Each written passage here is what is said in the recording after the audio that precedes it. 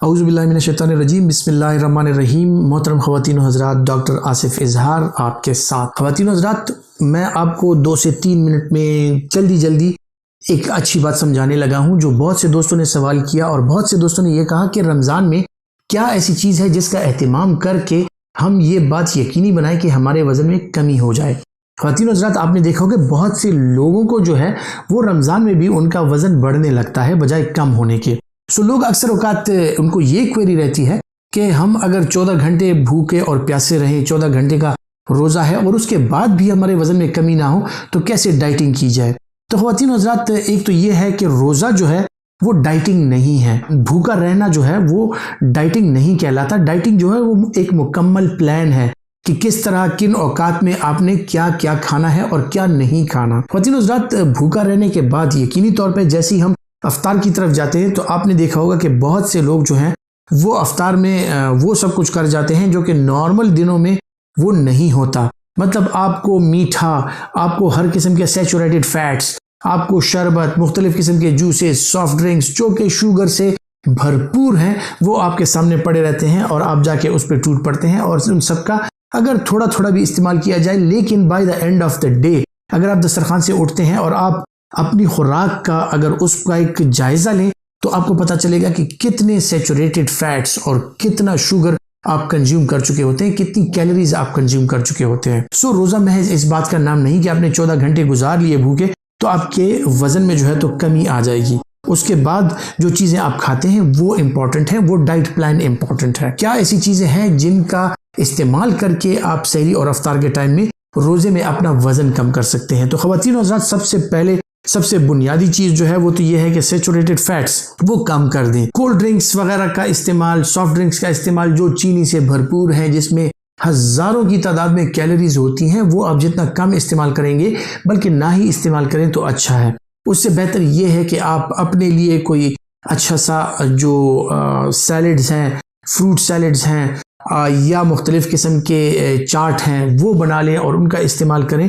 वो आपके लिए अच्छा रहेगा। फ्रूट चाट वगैरह जो है वो आपके लिए फ़ायदेमंद है। लेकिन ख़वातीन व हज़रात, आपने देखा होगा कि आजकल जो एक फैशन चला हुआ है कि फ्रूट चाट में भी बालाई, क्रीम्स, मायोनीज और मुख्तलिफ किस्म की ऐसी चीज़ें डाल ली जाती हैं जो कि फैट के लिहाज से उनका कंटेंट इंतहाई ज़्यादा होता है। आप अगर ये समझ रहे हैं कि आप फ्रूट्स खा रहे हैं, उनमें कैलोरीज इतनी नहीं है, वो आपका वजन नहीं बढ़ाएंगी, आपने उसमें जो चीनी ऐड करते हैं, जो मायोनीज ऐड करते हैं, इसके अलावा जो क्रीम्स ऐड करते हैं, वो चीज़ें जो है आपके वजन को बढ़ाती हैं। ख़वातीन व हज़रात, अगर आप फ्रूट चाट वगैरह का इस्तेमाल करते हैं तो उसके लिए आपको सिंपल सी टिप देता हूं कि फ्रूट चाट वगैरह नेचुरल फ्रूट, उसमें नेचुरल लेमन या सिरका वगैरह इस्तेमाल करके आप उस पे जो है तो काली मिर्च का इस्तेमाल कर सकते हैं। इसके अलावा जो है तो पुदीने वगैरह का इस्तेमाल कर सकते हैं। मुख्तलिफ किस्म की आप जो चन्ना वगैरह के चाट बनाते हैं वो दही वगैरह और चटनी वगैरह उसके साथ जो नेचुरल है वो आप इस्तेमाल कीजिए, ना कि जो आपको बाज़ारों में मुख्तलिफ किस्म की बनी हुई चटनियाँ मिलती हैं, मुख्तलिफ किस्म के केचप्स मिलते हैं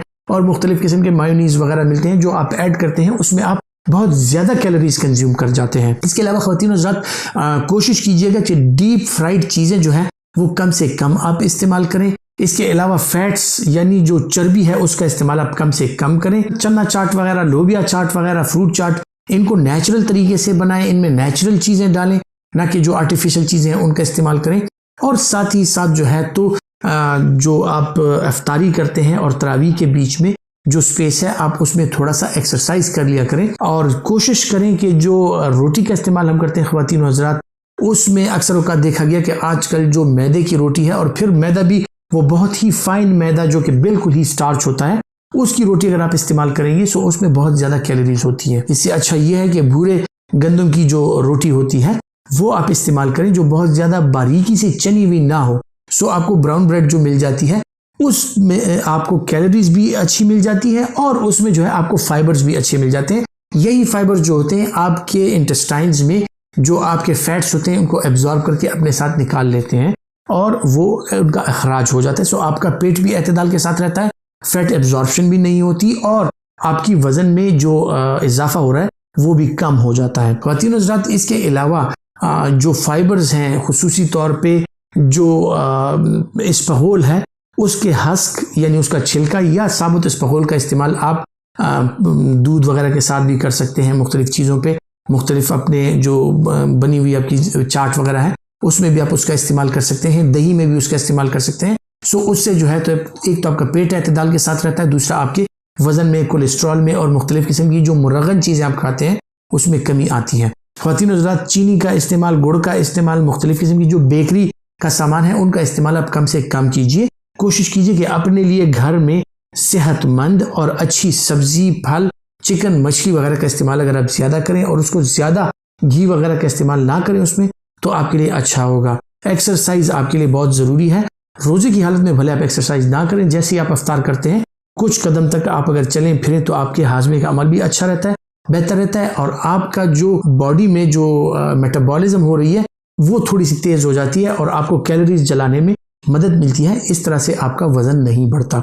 उम्मीद करता हूँ इन बातों पर अमल करके आपको बहुत फ़ायदा हासिल होगा। अपना बहुत सा ख्याल रखिएगा। अल्लाह हाफिज़।